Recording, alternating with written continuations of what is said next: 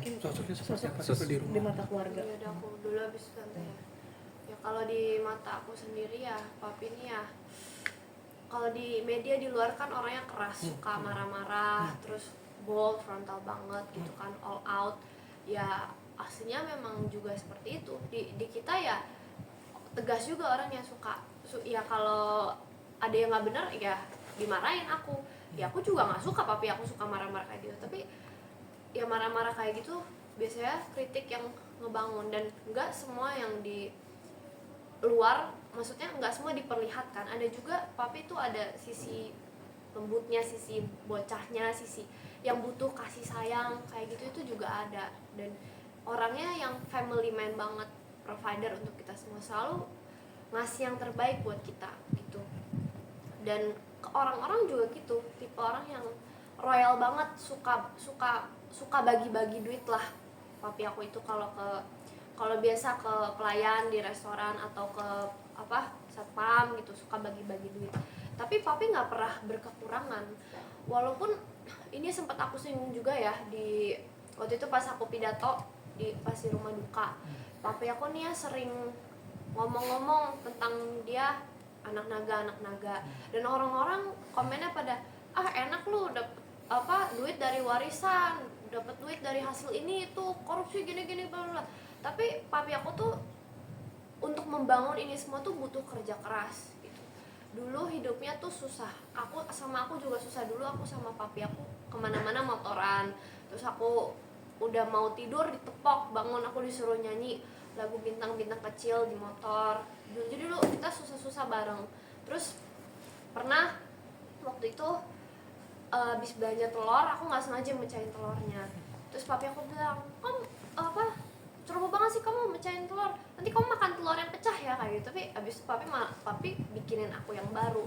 Walaupun sekarang papi tuh nggak apa-apa ya mintanya mbak sama atau enggak kita minta dimasakin, minta dipijitin gitu. Tapi dulu papi tuh yang ngejagain aku, yang masak buat aku, yang waktu kecil mandiin aku kan waktu aku masih bayi, yang bersih-bersih itu papi semua, yang kerja juga papi. Jadi papi itu dulu sekaligus menjadi mami dan ayah buat aku dari dulu. Selalu papi aku yang jagain aku, dan kemana-mana selalu berdua sama papi aku.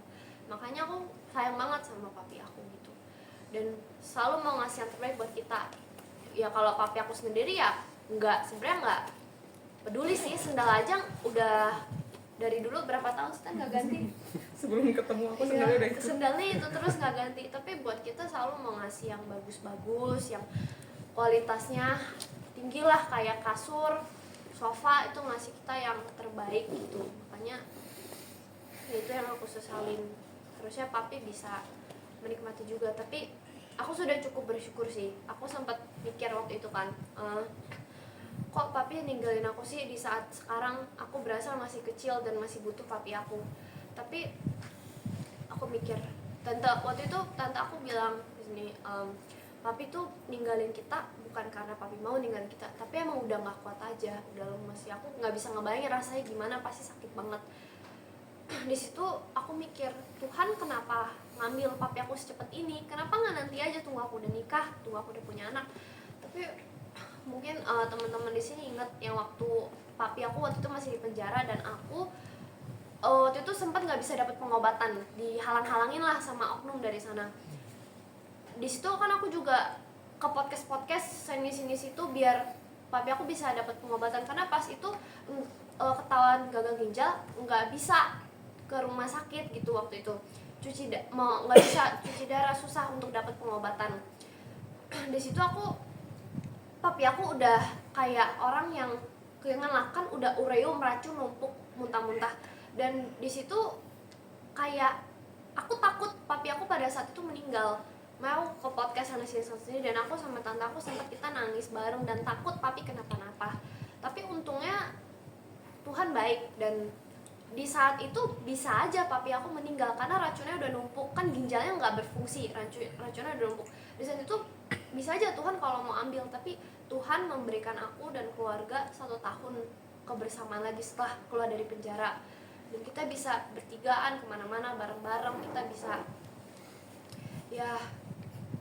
ya intinya gitu, kita bisa bareng, bisa makan bareng, bisa secara keluarga kita bisa harmonis dan aku masih bisa menyayangi papi aku dan papi aku masih bisa sayang sama aku gitu. Aku waktu SMP nggak begitu dekat sama papi aku karena papi aku juga tipikal orang yang keras, tapi nggak tahu kenapa karena di situ pada saat papi aku masuk penjara aku kayak ngerasa papi aku ini juga anak yang butuh kasih sayang gitu. Kayak papi aku tuh juga kayak anak kecil yang butuh disayang gitu loh. Kadang bertingkah kayak bocil, apalagi kalau ke tante aku muy kayak gitu. Walaupun pasti di sini nggak ada yang nyangka karena papi aku kalau di podcastnya marah-marah terus bentak-bentak oknum polisi lah, tapi kalau sama keluarga ya kayak gitu. Suka ya apalah, kalau ya manja lah gitu. Kalau di gereja kadang kita suka, misalnya nih papi aku sering kayak gini di gereja gitu. Makanya kemarin pas di rumah duka aku nangis karena nggak bisa meluk papi lagi. Dan kesukaan papi tuh nonton gitu kan, terus suka makan bareng, suka makan enak. Kalau kemana-mana selalu ngajak orang traktir makan, terus selalu ngisengin kita beli sana beli itu, mau itu gak, beli gitu. Selalu mau ngasih kita yang bagus gitu. Itulah papi aku orangnya aslinya sebenarnya manja dan butuh kasih sayang dari keluarga, dan selalu pokoknya family first lah bagi dia. Orangnya family man banget gitu. Bagi aku sih papi aku sosok yang seperti itu ya, dan juga bener-bener pintar banget orangnya. Dan ya ngedidik aku juga keras sih, tapi papi aku sayang sama aku dan ya aku diberikan ilmu juga